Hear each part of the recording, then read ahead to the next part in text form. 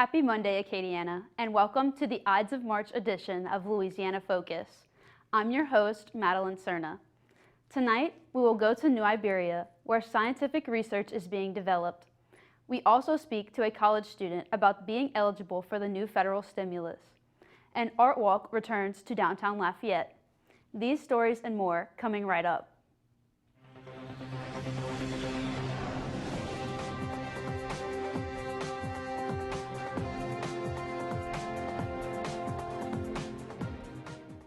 New Iberia might be a small and kind city only known to citizens of Louisiana, but some people working there have the potential of putting the quiet town on a national map, which, with cutting-edge science brewing in plain sight. Our Caitlin Johnson has more. I'm Caitlin Johnson with Louisiana Focus, currently in New Iberia, Louisiana. I'm standing in front of this testing center, which is home to over 8,600 different non-human primates. It's also funded by the Bill Gates family. Let's take a closer look. The mission of the center is all about biomedical research, meaning it covers basic research all the way to preclinical. We're sort of the last step before a new treatment or drug or antibody or vaccine goes into the clinical trial. In this small town of New Iberia, this research center is making large developments. This is the largest primate center, academically affiliated primate center in the U.S. We have over 8,500 non-human primates here on site. The advantage of using these primates is how close their immune system is to humans. We do anything from, there's a lot of infectious disease research being done.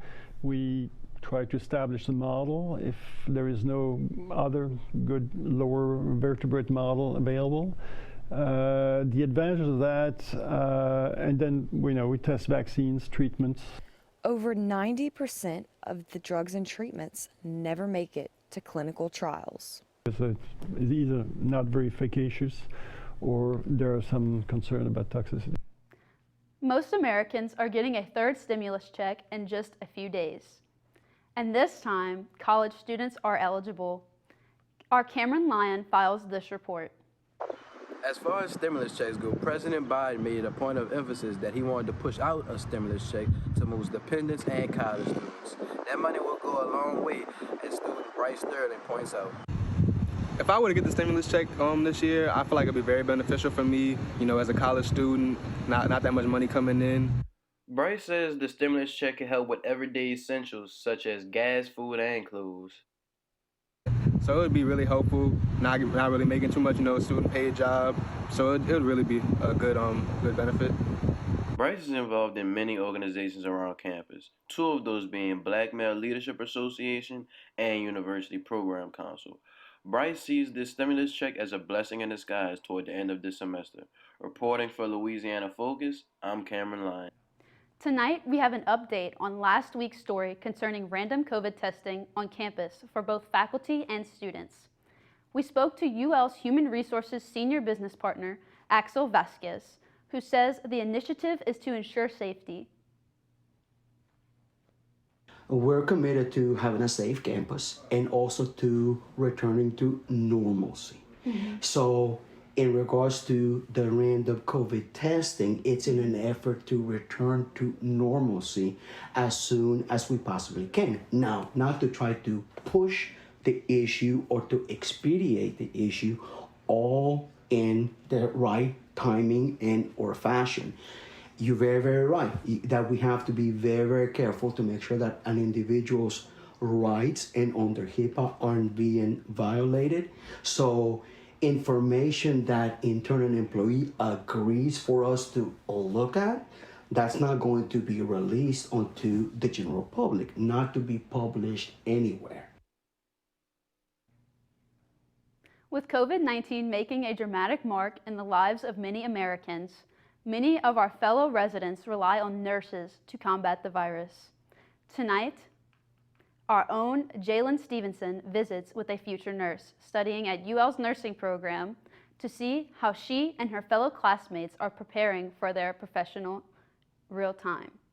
COVID-19 is a complicated virus that has changed many procedures for UL nursing students. And so from January to March, I was doing normal clinicals as if spring 2019. And the thing about that semester, when COVID hit, I was in community nursing, so public health nursing. So 1 week I was at the jail, the next week I was at UL doing community nursing, helping fellow students, and the next week, oh, we can't go to psych because COVID.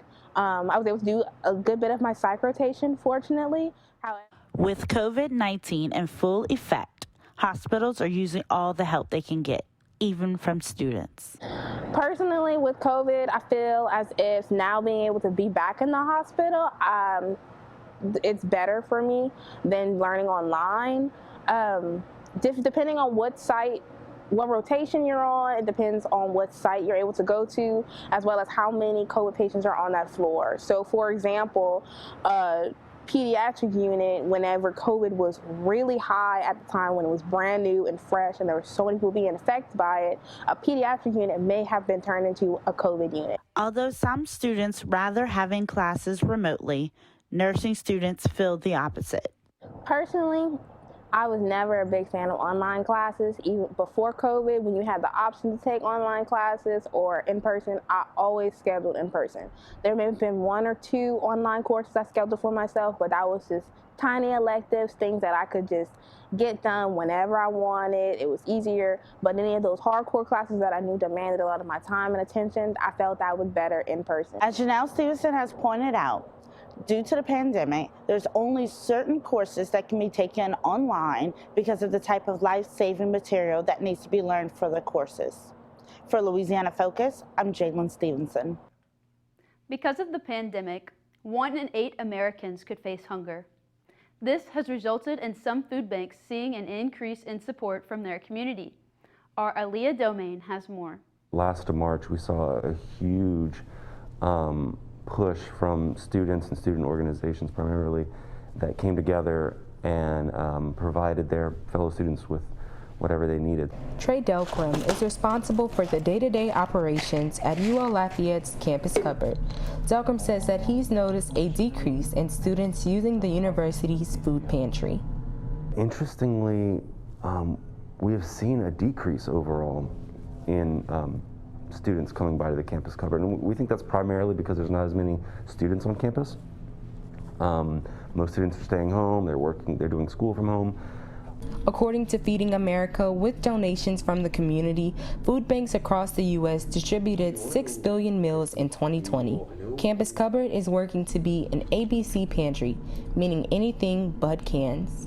What we found is that a lot of donors, whether they're individuals or groups, will constantly send the same thing. So we tracked what students wanted, we saw what was staying on the shelves, and it didn't match what we were receiving. And so we've been pushing hard to nail down exactly what students want.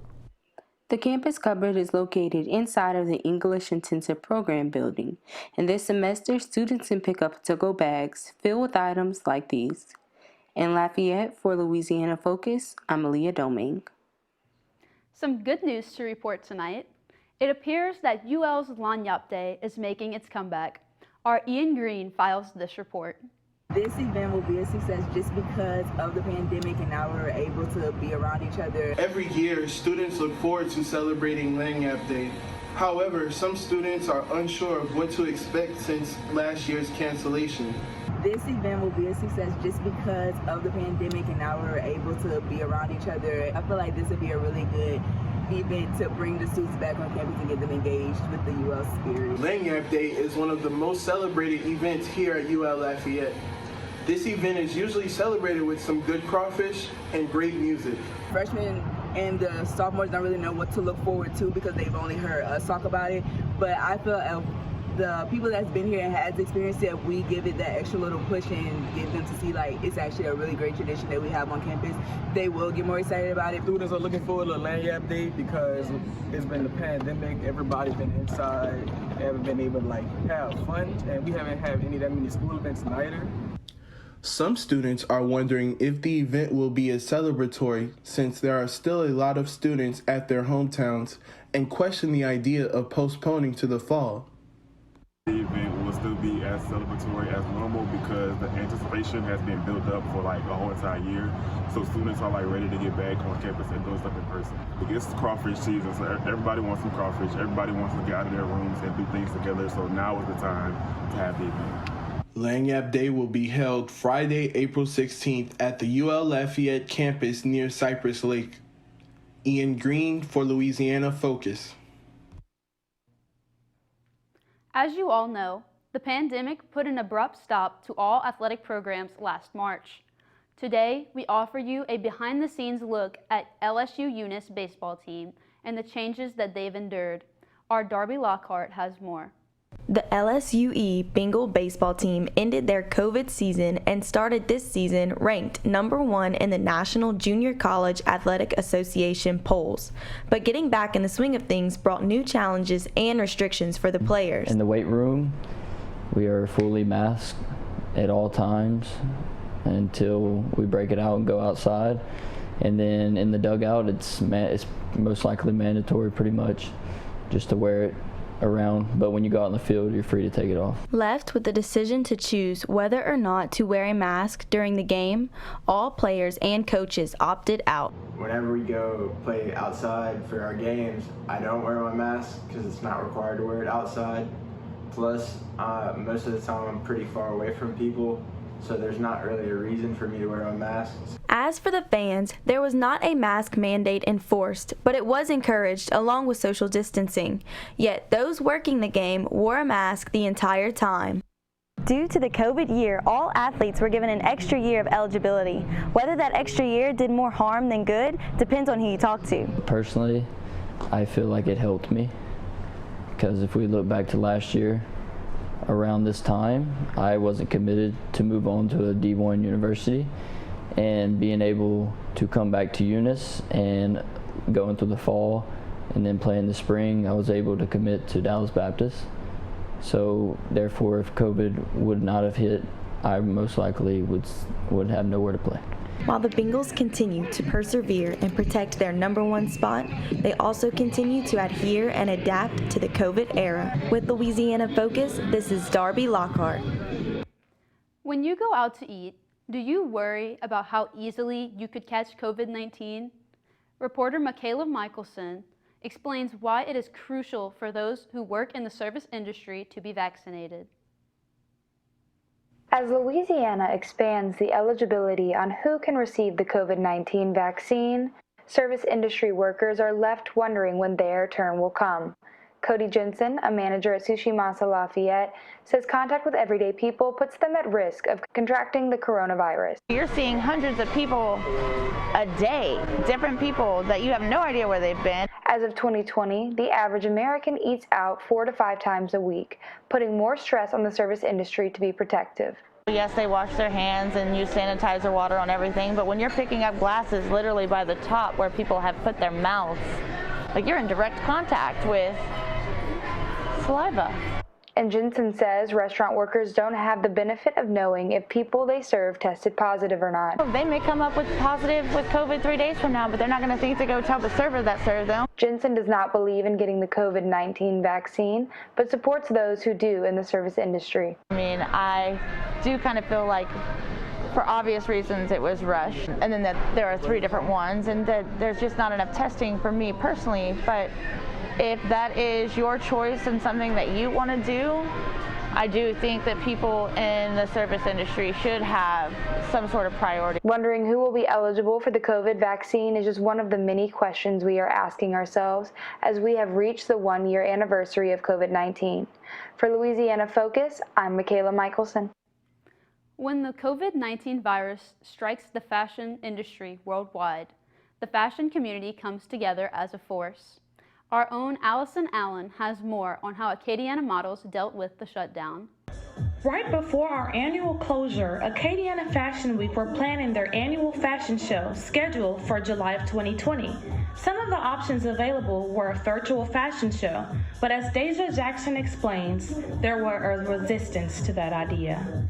As the year went by, that's when the idea of virtual fashion shows came about, but it was already scheduled and set in stone, so we weren't able to they couldn't take it back and be like, oh, well, we're gonna have a virtual fashion show at this time. But it wasn't just the steadfast decision of a firm date on their minds. It was the anxiety that came with pulling off a fashion show. It was also the potential complications because everyone comes from different areas, so we're not even sure if we're gonna have technical difficulties or if one of the models or a few of the models even have a place where they can properly walk without any distractions. So it was best to just postpone our in-person fashion show until January. Once January 2021 rolled around, Acadiana Fashion Week took the necessary precautions to pull off a safe and sanitary runway. We had to set our own set of regulations to make sure everyone stays as clean and as healthy as possible. Everyone had to take their temperature because we didn't want to take any chances and we didn't want to risk getting shut down for any outbreaks or anything spreading around. Going forward, Acadiana Fashion Week proposes the idea of having both in-person and virtual fashion shows in the future. For Louisiana Focus, I'm Allison Allen. And with local fashion making its comeback, so did local art and music. As artists filled the streets of downtown Lafayette this past weekend, Akila Morris takes us to the lively scene. Here at downtown Lafayette, people are gathering from near and far to enjoy great vibes, music, and art. ARTWALK Lafayette in downtown Lafayette hosted the first March Art Walk since the start of the pandemic. Local jewelry maker Laura Glenn participated in the Art Walk by bringing some of her unique pieces. It's created with different gems and pearls from around the world, and I use sterling silver and gold to create high-quality designs.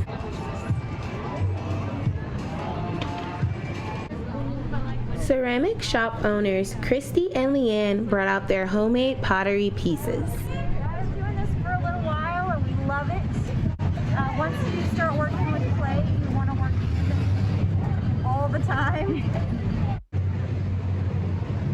Since COVID-19, artists have been finding new ways to reach out and give back to the community. Since the pandemic, I can't do cons no more, but I can still do local stuff like this Art Walk, and I'm happy to be a part of it. In the background with spray paint, but another cool thing is this little reflex right here. Good in the world, you know, you can't change the world, but you can make a dent. Death to Smoochie. The Art Walk gave a sense of normalcy to the downtown Lafayette area. Even I couldn't resist the thrill to buy something here at the Art Walk. I'm Akila Morris for Louisiana Focus. And finally tonight, a local animal shelter and care center is expanding their facility in hopes of maintaining their no-kill policy. Here is Ja'Cory Madison at the site with more details.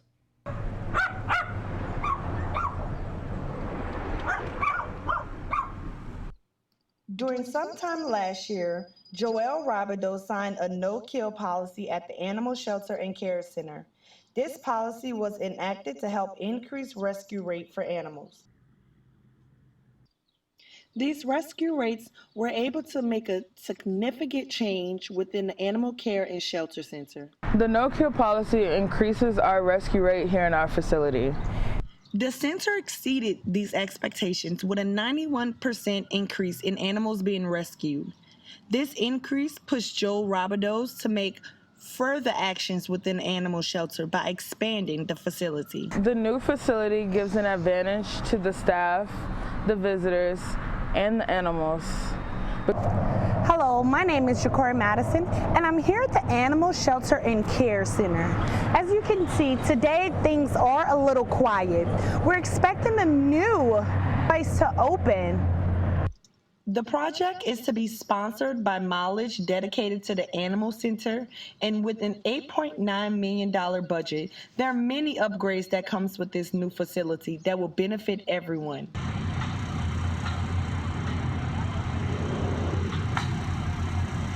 Visitors will be able to browse on their own instead of waiting on a staff member to escort them. These procedures for the new facility aim to make it easier for families to adopt a pet. One of the challenges being a worker here is having to see pet owners give away their pets and me having to take them to the back and hope they can be rescued. The new location will be located on North Douglas Road, and many of the staff members are being relocated to the new facility in hopes of reflecting their no-kill policy. That's all the time we have tonight. Louisiana Focus is a co-production between University of Louisiana at Lafayette and Acadiana Open Channel. Our teleprompter is Darbi Lockhart. Our director is Matt Roberts. Our faculty advisor is Assistant Professor Patricio Salinas, and I'm Madeline Cerna. Thanks so much for watching, Acadiana.